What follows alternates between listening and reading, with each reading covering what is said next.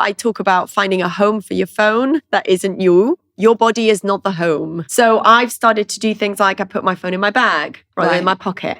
I plug it in when I get home, which is great because it's charged. So when I need to use it, it's actually not running out of battery as opposed to before running around go, I've only got 20%. Constantly. I'm always on 2%. Don't mute it. Put it on sound. So you're walking around the house and you can still hear it, a bit like a doorbell. When somebody rings at the door, it's the postman. You don't keep checking and opening the door. Yeah. But we do that. Again, think about it as a door. You do that with your phone. Has anybody messaged? No. Why are you checking? That's the compulsive bit. You don't need to keep checking, right? You don't open your front door all the time. You wait for the doorbell to ring. Wait for the phone to ring. Just leave it. And also when you hear it, sometimes if you're in the middle of something, happens to me all the time, I might be like, well, in a minute, they'll leave me a message because they will. And I can just go and check it. Unless it's in your working hours, there's nothing super urgent that needs to be done. Give yourself that moment. Be human. You're not technology. It doesn't have to be at the speed of light. Once you do that, loads of little things will start to change. You know, there's a ripple effect with habits. When you set one habit,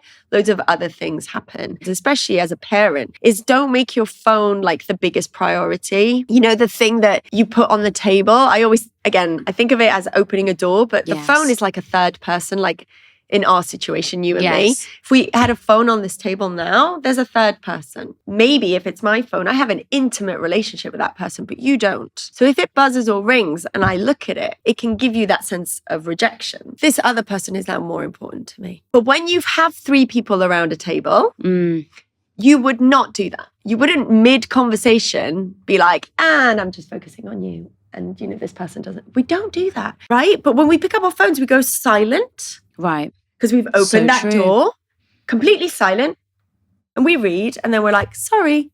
And you're like, well, what just happened there? What was that intimate conversation that I missed out on? Wasn't it you and me a minute ago? I think that's really important. And with children, we don't mean to, but it's the message that gets passed on is there's something really important in that magic box. In that phone, there's something so important.